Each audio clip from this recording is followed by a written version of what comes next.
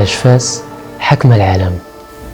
هاد المقولة ولا هاد القولة هادي بالضبط كنا كنسمعوها العديد من المرات، وبالخصوص الناس ديال فاس كيفتخروا بها بزاف، ما كنعرفوش اشنو المعنى ديال هاد الجملة هادي اولا هاد القولة هادي اشنو هي المعنى ديالها. اليوم في هاد الفيديو هذا غادي تكتشفوا معنا علاش فاس حكم العالم، وبالضبط هاد الجملة هادي علاش تلقوها الناس ديال فاس على فاس. في هاد الفيديو هذا غادي تعرفوا معنا على جزء صغير من التاريخ الكبير والعظيم اللي كيتواجد في المملكة المغربية الشريفة. مرحبا بكم معنا في الإمبراطورية المغربية الشريفة. علاش فاس حكم العالم.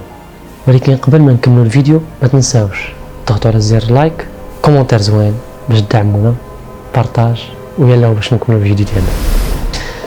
اولا غادي نرجعوا بالزمن اللور واحد شويه، وبالضبط سنه 600 هجريه، اي الموافق ديالها هو 1204 ميلاديه.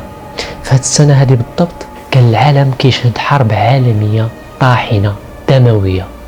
في هذا العام هذا كنسميه بعام الدم، لان كاع الدول عبر العالم كانت كتشهد حروب وانتكاسات، الا ان المغرب كان قوي وقوه صاعده في الصناعه وفي التجاره. هنا فاس كانت اتخذت القوه ديالها وسيطرت عبر العالم. كانت مدينه فاس كتعد من اكبر المدن الصناعيه العملاقه في العالم. كان بمدينه فاس اكثر من 3000 مصنع للغزل والنسيج، 47 مصنع لتصنيع الصابون، 86 مصنع لدبغ الجلود، 12 مصنع لتسبيك الحديد والنحاس، 11 مصنع للزجاج، 135 مصنع لصناعة جير الطلاء، 400 مصنع للورق، 188 مصنع لصناعة الفخار، و200 مكتبة لبيع الكتب. وهذا الشيء كامل كان سنة 600 هجرية. هذا الشيء هذا ماشي هو كل الحضارة الإسلامية في الإمبراطورية المغربية الشريفة، بل مجرد أسطر من تلك الحضارة الراقية المتقدمة في زمانها. بالإضافة إلى أن فاس كانت مركز ديني وعلمي في شمال إفريقيا، وتأسست فيها أقدم جامعة في العالم هي جامعة القرويين سنة 859 ميلادية، اللي كانت المقصد ديال الطلاب من جميع أنحاء العالم الإسلامي وأوروبا.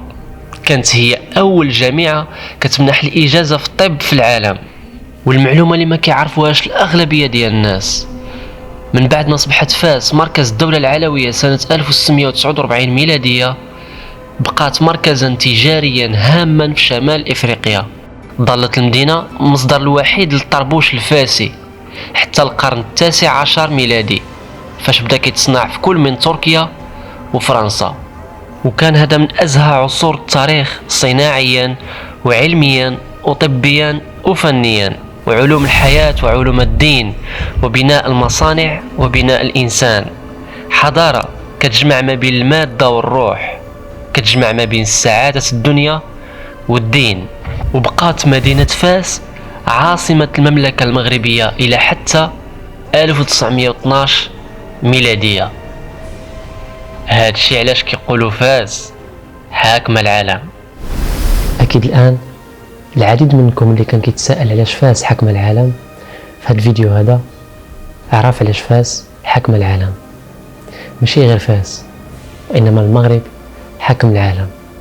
دائما افتخروا بالتاريخ ديالكم، التاريخ العظيم ديال المملكة المغربية الشريفة. كنتمنى يكون هذا الجزء الصغير من التاريخ العظيم اللي كيتواجد عندنا في المغرب في بلادنا الحبيب، أنه خلاكم تعرفوا القيمة ديال بلادكم. أكيد الآن عرفتوا علاش فاس حكم العالم. دائما شعارنا واحد: الله، الوطن، الملك.